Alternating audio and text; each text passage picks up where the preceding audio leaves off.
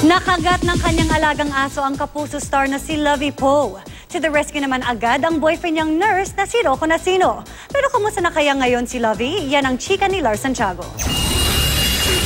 6 na iniksyon kaagad ang ibinigay kay Lovie Poe sa ospital pagkaraang kagati ng isa sa 4 na alaga niyang aso nitong linggo.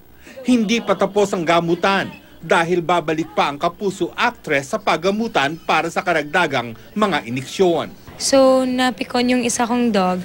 I-attack niya si Senyor, but nagkataon, tumalon sa akin yung dog.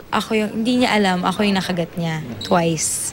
Hindi naman daw kinabahan si Lovie kahit nakagat siya ni Seth. Buti na lang kasama ko si Rocco, who is a nurse. So, he told me what to do. So, nilinis namin for a while, went straight to the hospital. Hindi rin daw naapektuhan ang trabaho ni Lovie. Tuloy pa rin ang taping niya para sa GMA soap na Beautiful Strangers, kung saan kasama niya ang boyfriend na si Rocco Nacino, ang best friend na si Heart Evangelista at ang mga batikang artistang tulad ni na Christopher De Leon at Dina Bonnevie.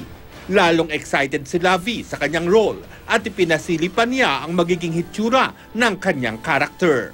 Super hirap niya. So, importante na pumunta ako sa set na ready ako, emotionally ready, physically. Lars Santiago, updated sa showbiz happening.